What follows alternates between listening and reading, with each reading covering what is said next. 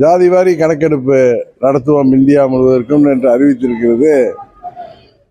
இது ஒன்றும் அடுத்த ஆண்டு தேர்தல் இல்லை அவர்களுக்கு.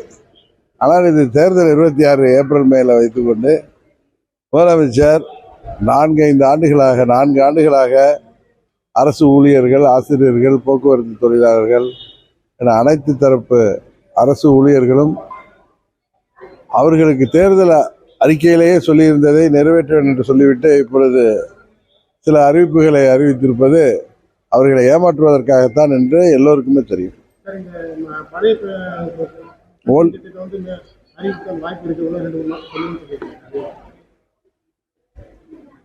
அவர்கள் ஆட்சிக்கு வந்த உடனே இது செய்திருக்க வேண்டும்.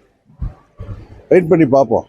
இது ஏமாற்று வேலையா இல்லை தேர்தல் ஸ்டண்டாங்கிறதா, 26 தேர்தலை மனதில் வைத்து அறிவிக்கப்படுகிறதா என்பதை பொறுத்து பார்ப்போம்.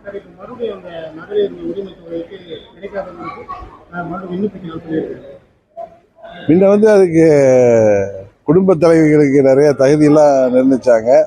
இப்போ தேர்தல் நெருங்க அரசாங்கம் இது போன்ற பல பூச்சாண்டிகளை காமிட்டு கொண்டு தான் இருப்பாங்க. அமைச்சரவை மாற்றம் பெரிய பின்னடைவை பாக்குறீங்களா?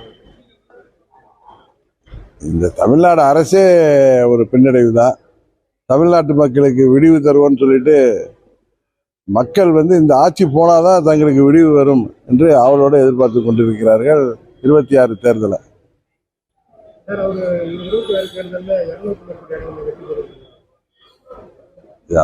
அவங்களுடைய ஆசைகளை சொல்லி வர்றாங்க. ஆனால் தமிழ்நாட்டு மக்கள் உறுதியாக திமுக ஆட்சியை அகற்றுவார்கள்.